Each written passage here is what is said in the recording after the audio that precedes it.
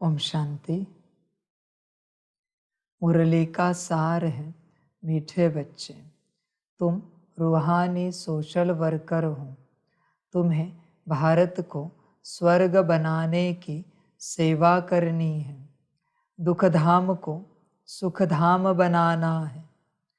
प्रश्न है, संगम पर तुम ब्राह्मण बच्चे किस बात में बहुत एक्सपर्ट यानी तीखे बन जाते हो? उत्तर है, सभी मनुष्य आत्माओं की मनोकामना पूर्ण करने में अभी तुम एक्सपर्ट बने हो। मनुष्यों की कामना मुक्ति और जीवन मुक्ति पाने की है, वह तुम्हें पूर्ण करनी है। तुम सभी को शांति का रास्ता बताते हो। शांति कोई जंगल में नहीं मिलती, लेकिन आत्मा का स्वधर्म ही शांति है। शरीर से डिटैच हो बाप को याद करो तो सुख शांति का वर्षा मिल जाएगा। गीत है, मुखड़ा देख ले प्राणी। ओम शांति। बेहद का बाप अपने सिकिलधे बच्चों को समझा रहे हैं। जिन बच्चों ने बाप को जाना है और बाप की शरण में आए हैं, कहते हैं प्रभु तेरी शरण में आए। शरण मिले तब जबकि बाप आए और बच्चों को समझावे। भगत भगवान की शरण में आते हैं क्योंकि यहाँ सब दुखी है। भारत दुखधाम है, एक दो को दुख देते रहते हैं। बाप ने समझाया है, यह है तुम्हारी हंस मंडली, यहाँ पावन बच्चों बिगर कोई भी आ नहीं सकता। बाप समझाते हैं, बच्चे पावन भारत को ही सुखधाम कहा जाता है और कोई खंड को सुखधाम नहीं कहेंगे। भारत ही सुखधाम और भारत ही दुखधाम बनता है। भारतवासी बहुत दुखी है क्योंकि पतित है, परंतु यह बात उन्हें कोई समझाते नहीं। बाप समझाते हैं, सन्यासी पावन है, घर बार छोड़ते हैं, परंतु खुद भी गाते हैं पतित पावन सीताराम। अभी तुम आए हो पतित पावन बाप के पास।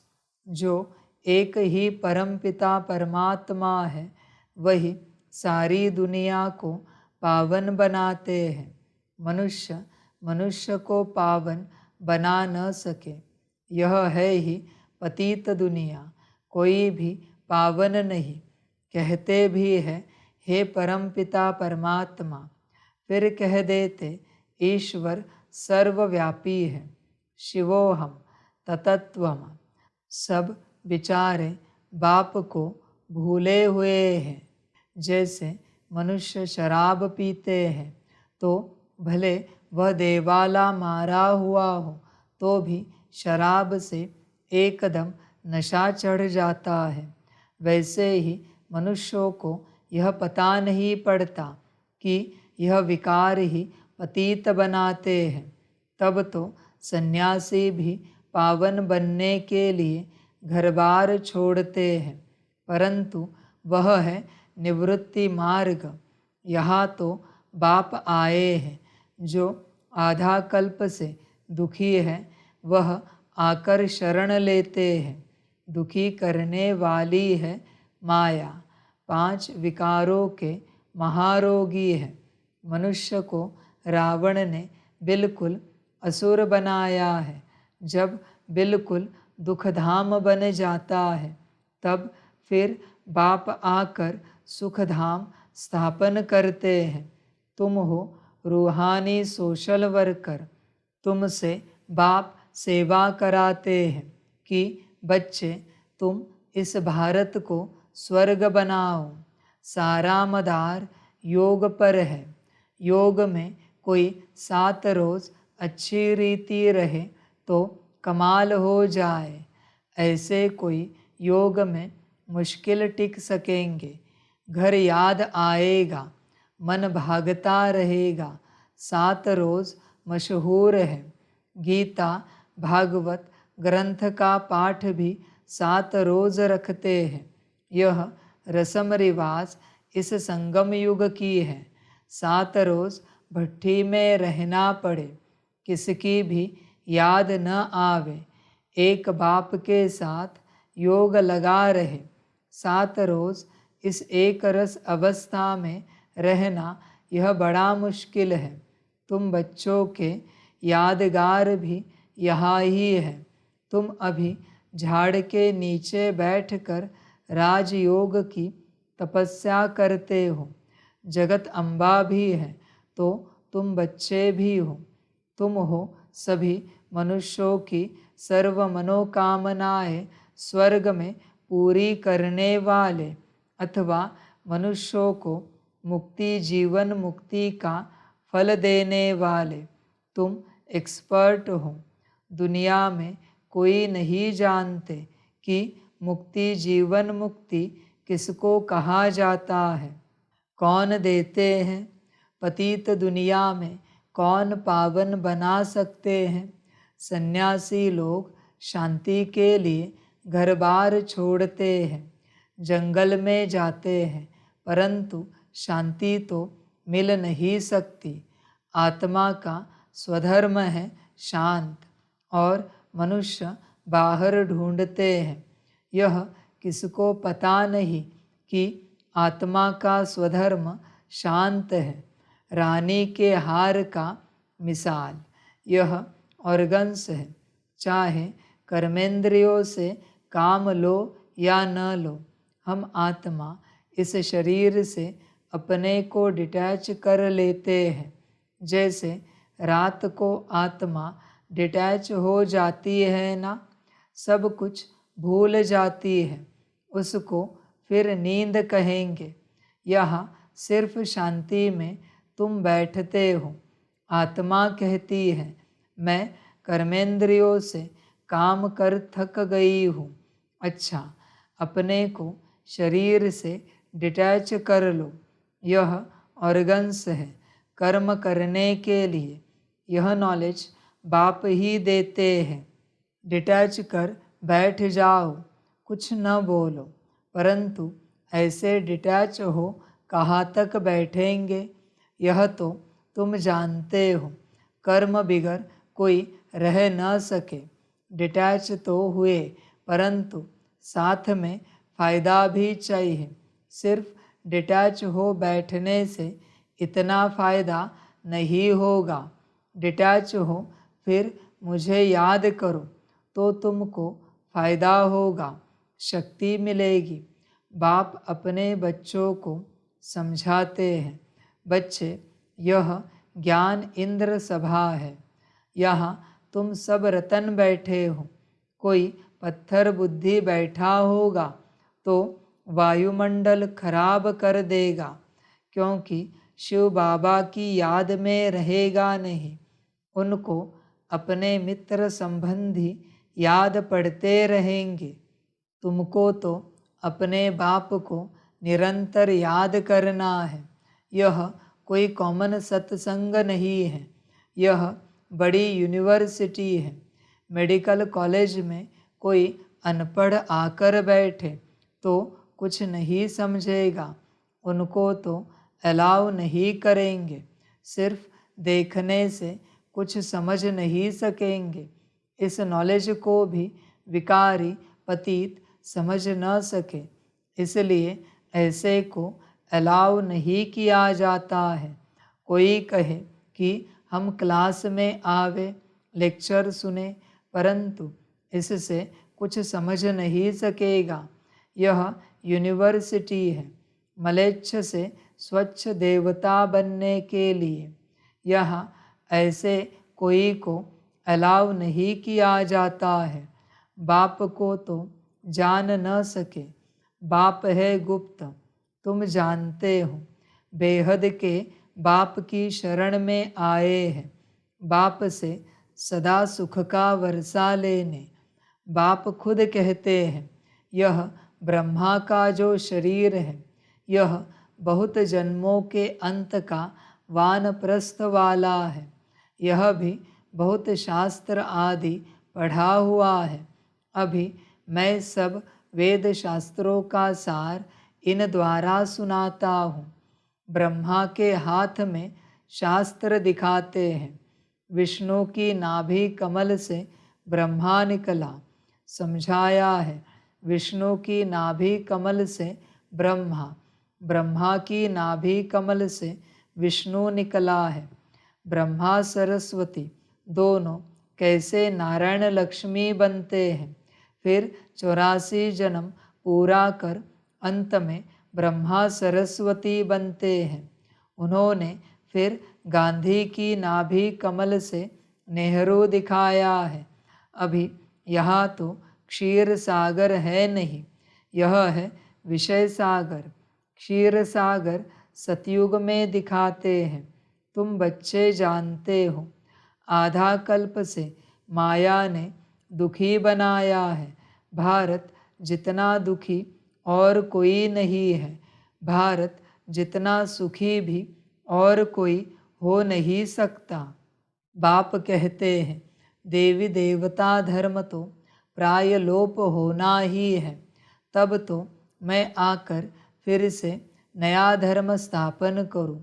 बरोबर अब स्थापन हो रहा है। तुम बच्चे आकर बाप से वर्षा ले रहे हो। जानते हो स्वर्ग में कौन राज्य करते हैं।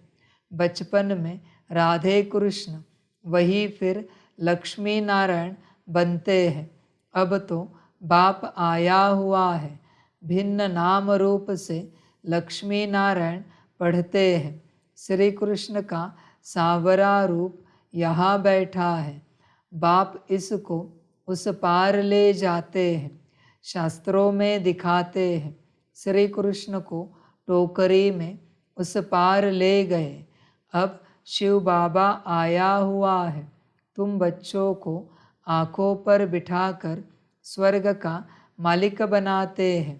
सारी वंशावली को पढ़ाकर बाप ले जाते हैं कंसपुरी से कृष्णपुरी में।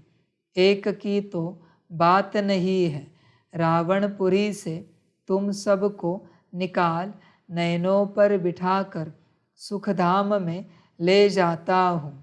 मैं तुम बच्चों को स्वर्ग तक पहुँचाने आया हूँ। फिर इस पुरानी दुनिया का विनाश हो जाएगा। लड़ाई की बात भी शास्त्रों में है, परंतु समझते कुछ भी नहीं है। यह दादा भी बहुत शास्त्र पढ़ा हुआ था। अब बाबा कहते हैं, इन सब को छोड़ मामेकम याद करो। मैं सबका सद्गुरु हूँ। कंसपुरी कलयुग को, कृष्णपुरी सतयुग को कहा जाता है। अब तुमको रावणपुरी से रामपुरी व कृष्णपुरी में ले चलता हूँ। चलेंगे सुखधाम कृष्णपुरी में। गाते हैं ना, भजो राधे गोविंद। यह हुआ भक्ति मार्ग। अभी तुम राधे गोविंद फिर से बन रहे हो। अभी तुम्हारा दोनों ताज नहीं रहा है, न लाइट का न राजाई का। पवित्र को ही लाइट का ताज देते हैं। लक्ष्मी नारायण तो है ही सदा पवित्र, उनको कभी संन्यास नहीं करना पड़ता है। सन्यासी जन्म लेकर फिर घर बार छोड़ते हैं पवित्र बनने के लिए। तुम्हारा 21 जन्मों के लिए यह एक जन्म का संन्यास होता है। वह कोई 21 जन्म पवित्र नहीं होते हैं। वह पहले तो विकारियों के पास जन्म ले पतित बन जाते, फिर पवित्र बनने लिए घर बार छोड़ते हैं। वह है रजोगुणी संन्यास। बाप कहते हैं, मैं नॉलेजफुल हूँ, नॉलेजफुल ब्लिसफुल। मेरे में ही फुल नॉलेज है। सूक्ष्म वतन, मूल वतन, स्थूल वतन और सृष्टि के आदि मध्य अंत की फुल नॉलेज तुम बच्चों को देता हूँ, जिससे तुम फूल बनते हो। देवी देवताएं है ही फूल। तुम बच्चे बाप की गोद में आए हो। जानते हो हम श्रीमत पर चल फिर से राज्य भाग्य लेते हैं। यह हार जीत का खेल है। माया से हारे हार है, माया से जीते जीत है। तुम सर्वशक्तिमान बाप से योग लगाकर शक्ति ले माया पर विजय पाते हो। समझते हो हमारा 84 जन्मों का ड्रामा अब पूरा होता है। हम फिर से राज्य भाग्य लेते हैं। लक्ष्मी नारायण को क्षीर सागर में दिखाते हैं। यह है विषय सागर। राधे कृष्ण तो छोटे बच्चे थे। श्री कृष्ण को बहुत प्यार से झूले में झुलाते हैं। समझते हैं वह स्वर्ग का प्रिंस है। श्री कृष्ण को 16 कला कहा जाता है, राम को 14 कला। वही श्री कृष्ण फिर 16 कला से 14 कला बनते हैं। पुनर्जन्म तो लेना पड़े ना, बाबा ने समझाया है। पूरे 84 जन्म तो सब नहीं लेते होंगे, और धर्म वाले 84 जन्म नहीं लेंगे। समझने की बातें हैं। फादर से वर्षा ज़रूर मिलना चाहिए। वह है स्वर्ग का रचयिता, तो ज़रूर स्वर्ग का मालिक ही बनाएंगे। वह फादर परम धाम में रहते हैं, हम भी वहाँ से आते हैं। बाबा को अच्छी रीति याद करना है, याद से शांति मिलेगी। मनुष्य तो कहते हैं परमात्मा से योग कैसे लगाए, मूंछ पड़ते हैं। तुमको तो सब समझ मिली है। बाप आते ही है दुख धाम और सुख धाम के संगम पर। कलयुग अंत है दुख धाम, सतयुग आदि है सुख धाम। दुख धाम को बदल सुख धाम में बाप ही बिठाएंगे। इतनी ही समझ की बात है। यह पढ़ाई पवित्रता के बिगर कोई पढ़ न सके, इसलिए यहाँ पतित को नहीं बिठाया जाता है। समझाना है तुम आधा कल्प के महारोगी हो। माया ने महारोगी बनाया है, इसलिए पहले भट्ठी में रखा जाता है। तुम बच्चे हरेक के ऑक्यूपेशन को जान गए हो। शिव के मंदिर में जाएंगे तो समझ जाएंगे यह बाबा गति सदगति दाता है। सबसे बड़ा तीर्थ भी भारत है, परंतु गीता में श्री कृष्ण का नाम डाल दिया है, शिव बाबा का नाम गुम कर दिया है। शिव बाबा ही आकर सबको दुख से छुड़ाते हैं। बाकी पानी की गंगा तो पतित पावनी है नहीं, वह तो पहाड़ों से निकली है। उसको पतित पावनी कैसे कहेंगे? इसको अंधश्रद्धा कहा जाता है। मनुष्य क्या क्या करते रहते हैं, गाते हैं। मनुष्य जैसा दुर्लभ जन्म है नहीं, सो दुर्लभ जन्म तुम्हारा अभी का है, जबकि बाप आया हुआ है। यह तुम्हारा अमूल्य जन्म है। तुम पवित्र बन भारत को स्वर्ग बना देते हो, इसलिए शिव शक्ति भारत माता गाई हुई है। तुम जानते हो बाबा पवित्रता की मदद से भारत तो क्या सारी दुनिया को पवित्र बनाते हैं। जो जो पवित्रता की अंगुली देते हैं, मन मना भव रहते हैं, वही मददगार है। इसका अर्थ भी तुम समझते हो। यह दादा भी नहीं समझते थे। इनके बहुत गुरु किए हुए हैं, शास्त्र पढ़े हुए हैं, तब बाबा कहते हैं मामेकम याद करो, मैं ही तुम्हारा सब कुछ हूँ, गति सदगति दाता हूँ। मनुष्य तो पतित है, अब तुम आए हो शिव बाबा के पास ब्रह्मा द्वारा वर्षा लेने। इस निश्चय बिगर कोई आ न सके, आकर और ही अशांति फैला देंगे। तुम भारत को सुप्रीम शांति में ले जाते हो। यह है स्थापना का कार्य जो मनुष्य कर न सके। तुम भी शिव बाबा की मदद से कर रहे हो। तुमको भी प्राइज क्या मिलती है? स्वर्ग के मालिक बनते हो।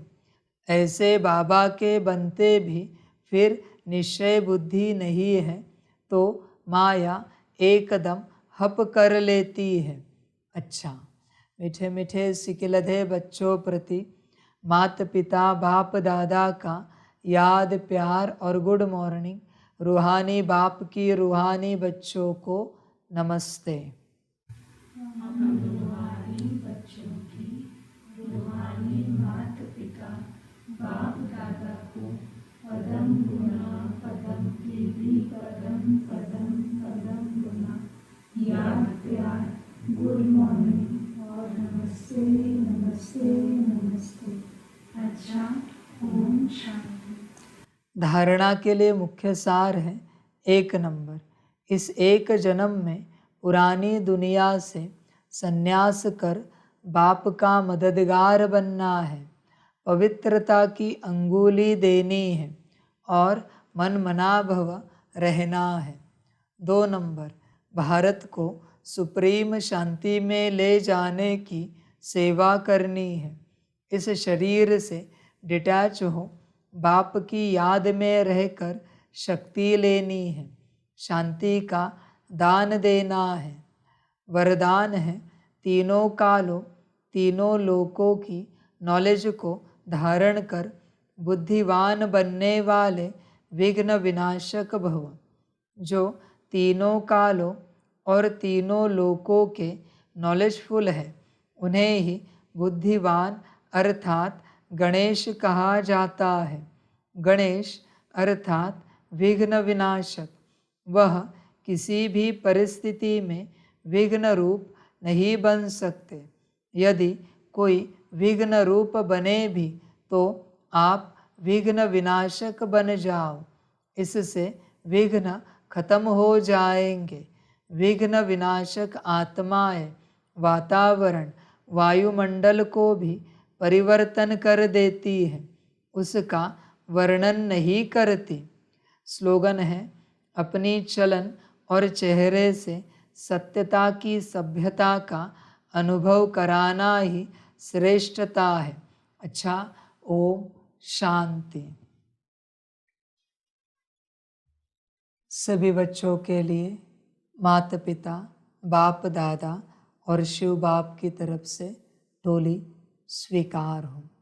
टोली खाओ, सदा मौज में रहो, निश्चिंत रहो, बेफिक्र बादशाह बनकर रहो और बाप के साथ सदा कंबाइंड रहो। अच्छा, ओम शांति।